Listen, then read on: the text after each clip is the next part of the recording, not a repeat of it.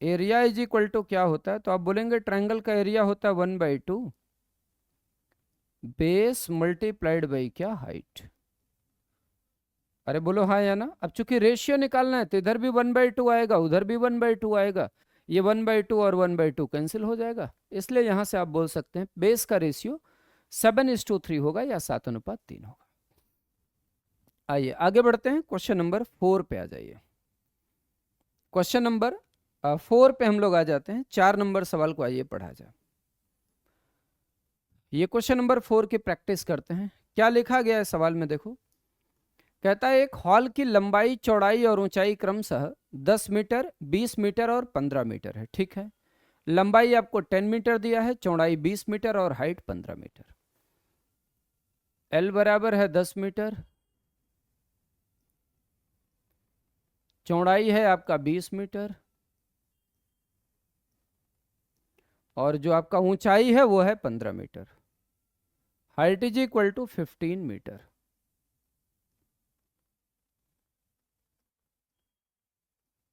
Height is equal to 15 metre, 15 metre है। Hall के अंदर दीवारों और छत पर 10 रुपया 20 पैसे प्रति वर्ग मीटर की दर से सफेदी कराने का खर्चा क्या होगा। अच्छा बताओ, आपको जो पेंटिंग करानी है वो आपको पेंटिंग कहाँ करानी है, आपको जो पेंटिंग करानी है वो पेंटिंग आपको कहाँ करानी है बताइए।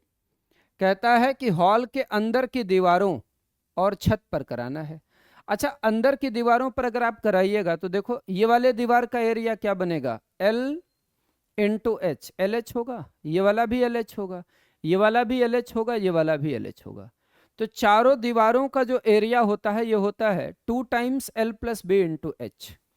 तो मैं बोलूंगा कि सर जो पेंटिंग कराओगे आप, जो आप पेंटिंग कराओगे या जो आप व्हाइट वॉश कराओगे वो कौन से एरिया को कराओगे, जो आप पेंटिंग कराओगे या व्हाइट वॉश कराओगे वो कौन से एरिया को कराओगे। तो आप बोलेंगे sir this is area of 4 walls,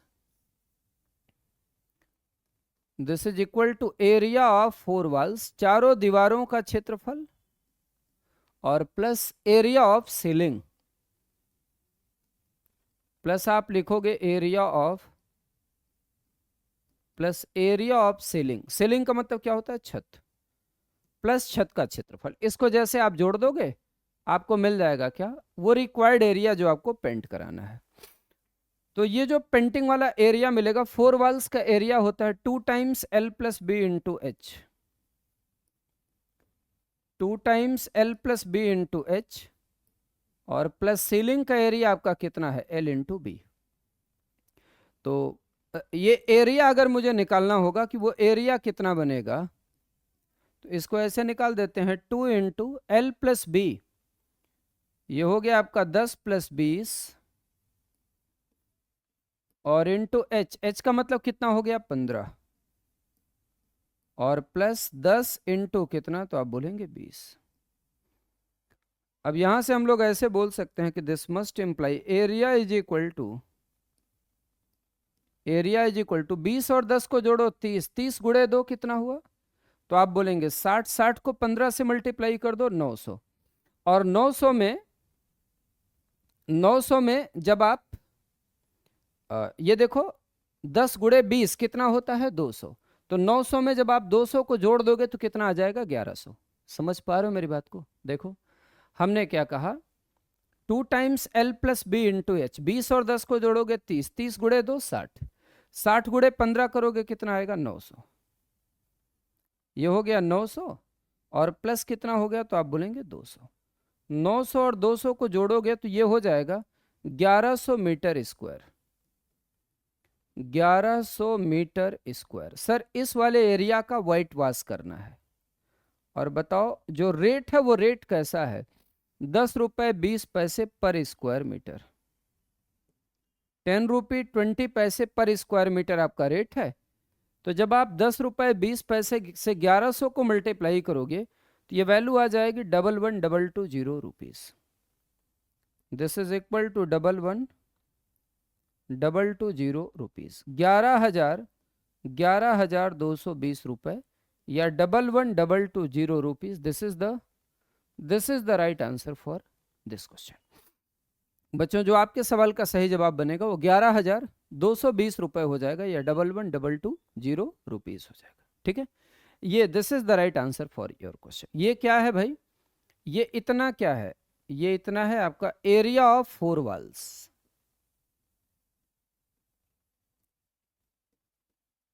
ये एरिया ऑफ क्या है, 4 वॉल्स, चारों दीवारों का क्षेत्रफल है, या एरिया ऑफ 4 वॉल्स है, प्लस L इंटू बी। ठीक है, तो आई होप आपको ये वाला क्वेश्चन भी समझ आया होगा।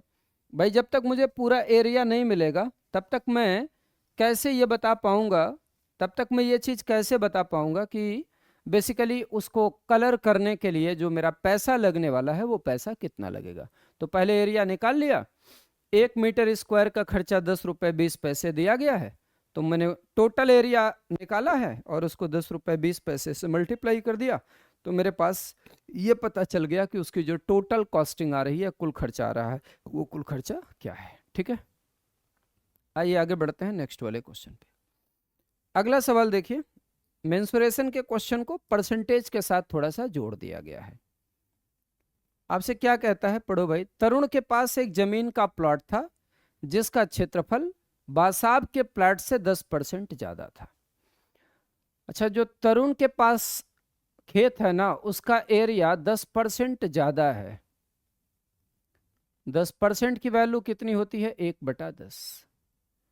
अच्छा बोलो, तरुण का जो एरिया है वो किससे ज्यादा है, तो आप बोलेंगे बासाब से। यहां मैंने लिख दिया तरुण और यहां मैंने लिख दिया बासाब। किसका एरिया ज्यादा है, तरुण का एरिया ज्यादा है बासाब से।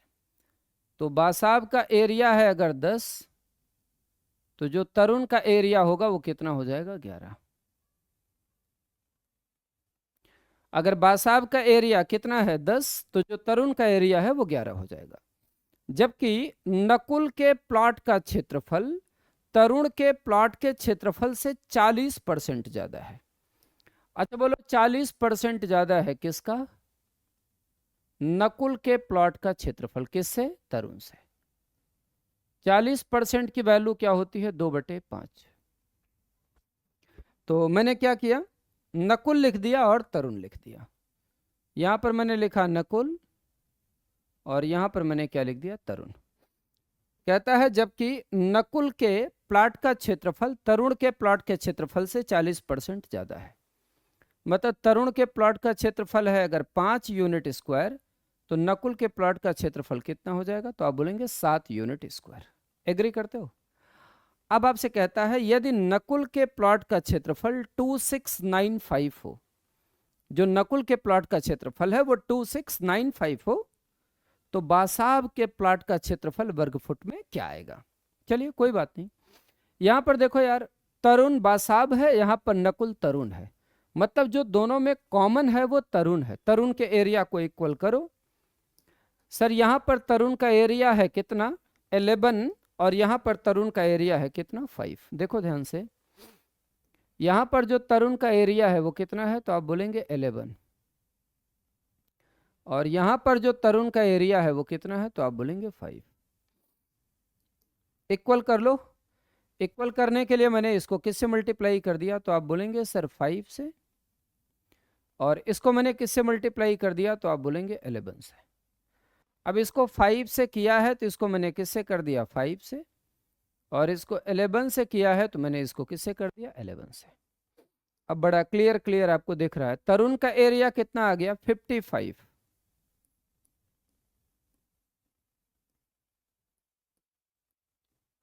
तरुण का एरिया आ गया 55 यूनिट स्क्वायर। बासाब का जो एरिया है,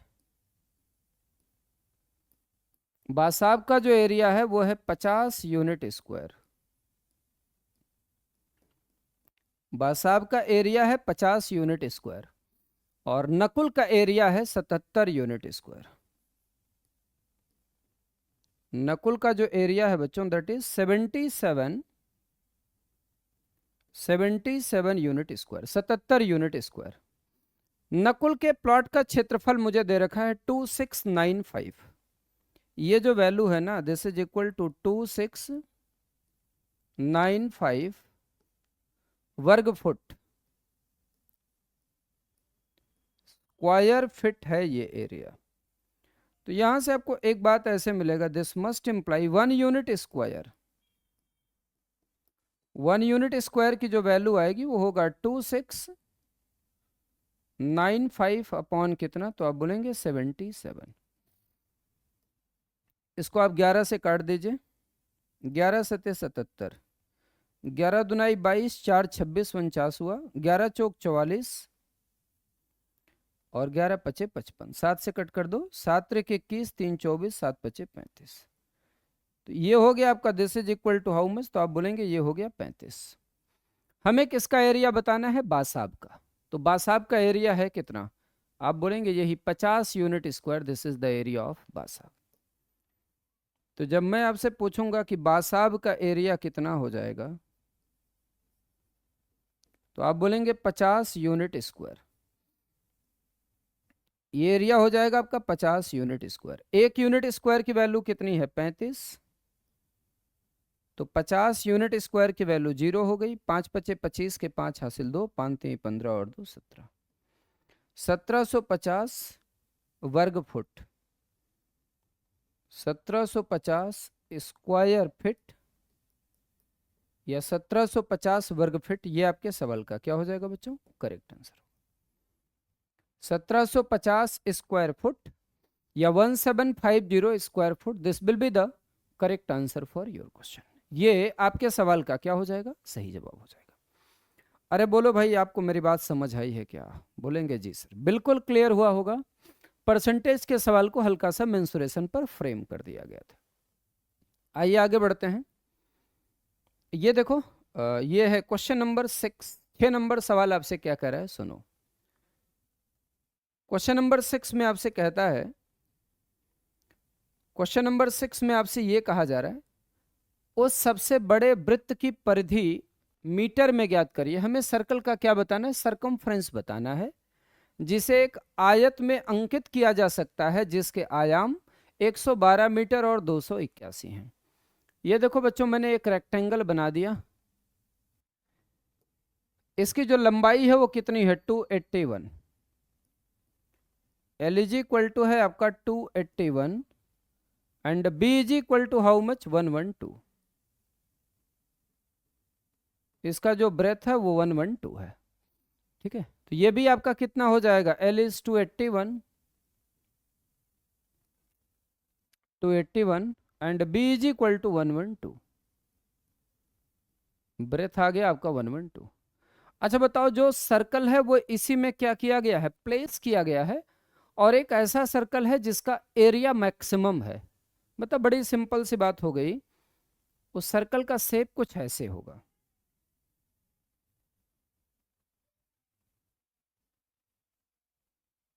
उस सर्कल का शेप कुछ ऐसे होगा, आप बोलेंगे जी सर हमें क्या बताना है, इसका सरकमफ्रेंस बताना है। एक फार्मूला लिख दे रहा हूं, आगे मैं सर्कल को डिटेल में कराऊंगा आपको। Circumference of circle, circumference of circle, वृत्त की परिधि क्या होती है sir, this is equal to 2πr। ये 2πr के क्या होता है बच्चों, बराबर होता है। तो जब मैं आपसे पूछूंगा कि एक बार बताओ, कुछ कहानी समझ आ रही है आपको, वो बोलोगे बिल्कुल समझ में आ रही है। इस सर्कल का जो डायामीटर है, डायामीटर का मतलब क्या, व्यास, वो बच्चों डायामीटर ब्रेथ के बराबर होगा। किसके ब्रेथ के बराबर सर, ये रेक्टेंगल के ब्रेथ के बराबर होगा। तो आप ऐसे बोल सकते हैं, diameter is equal to 112। Diameter is equal to how much, तो आप बोलेंगे 112। तो जाहिर सी बात है, जो रेडियस हो जाएगा, जो रेडियस हो जाएगा वो कितना होगा, 2 पंजे 10 और 2 छंग 12। भाई डायामीटर का अगर आप हाफ करते हो तो आपको क्या मिलता है, रेडियस। और बस फाइनली जब हम लोग कैलकुलेट कर रहे होंगे क्या बच्चों, सरकमफ्रेंस, सरकमफ्रेंस, तो सरकमफ्रेंस आपका क्या होता है, 2πr, 2 × 22/7 और इंटू आर। आर की वैल्यू कितनी है, तो आप बोलेंगे 56। 7 से एक बार हो गया, 7 से 8 बार हो गया, 8 × 2 16, 16 का 6 हो गया, 6 गुणे 2 कितना हुआ 12। तो ये हो गया आपका 44 गुणे 8। 44 को 8 से मल्टीप्लाई करोगे sir, this is equal to 352। 352 क्या, सब कुछ मीटर में दिया गया है ना, तो 352 metre will be the right answer. या इसका जो सही जवाब बनेगा वो 352 मीटर हो जाएगा। 352 मीटर या 352 मीटर बच्चों आपके क्वेश्चन का क्या बनने वाला है, करेक्ट आंसर बनेगा, या this is the right answer. ठीक है, आई होप आपको मेरी इतनी बात जरूर समझ में आ रही होगी। आओ आगे बढ़ते हैं नेक्स्ट वाले क्वेश्चन पे। ये देखो, ये देखो एक और क्वेश्चन है, इसको हम लोग सॉल्व करने का कोशिश करते हैं। आइए इसको हम लोग बनाने का प्रयास करते हैं। क्वेश्चन में आपसे ये कहता है कि sir the length of a rectangular field is 2a + 2√5/4 metre and breadth is a minus √5/2 meter. What is the area of the rectangular field, या जो आयताकार मैदान है उसका क्षेत्रफल क्या होगा। आओ हम लोग इसे सॉल्व करते हैं।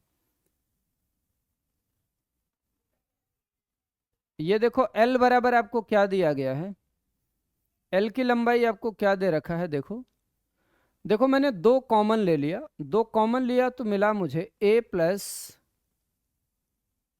√5 डिवाइडेड बाई हाउ मच 4। इसको हम लोग ऐसे बोल सकते हैं, this is equal to a plus √5/2। ये क्या आ गया, लेंथ आ गया। और अगर मैं आपसे पूछूंगा ब्रेथ क्या होगा, ब्रेथ b, तो breadth is equal to a minus √5/2। This is equal to a minus √5 कितना 2। ये आपके पास लेंथ आ गया और ये आपके पास ब्रेथ आ गया। हमें निकालना क्या है सब, एरिया। तो दिस मस्ट इम्प्लाई, अगर मैं आपसे पूछूं कि एरिया क्या होगा, तो area is equal to L into B, यही तो पढ़े हो आप। बोलेंगे ये हो जाएगा a प्लस √5/2 और into a minus √5 divided by how much 2। बच्चों जब आप 2 और 2 को मल्टीप्लाई करोगे तो 2 और 2 को मल्टीप्लाई करके हो जाएगा 4। तो दिस मस्ट इम्प्लाई, आप ऐसे बोल सकते हैं कि area is equal to how much, आप ऐसे बोलेंगे 1/4 into a plus B into A minus B, का मतलब a square minus B square.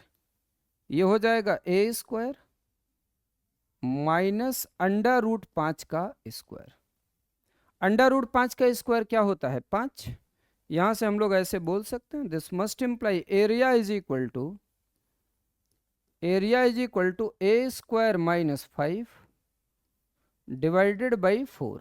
a square minus 5 divided by 4 metre square. a square minus 5 divided by 4 metre square. ये आपके सवाल का क्या हो जाएगा बच्चों, करेक्ट आंसर होगा। C will be the right answer for this question, या आपके सवाल का जो सही जवाब बनेगा बच्चों वो सी हो जाएगा। ठीक है, आई होप यहां तक किसी बच्चे को कोई दिक्कत नहीं हुआ होगा और मेरी बातें बहुत स्मूथली आपको समझ में आ रही होंगी।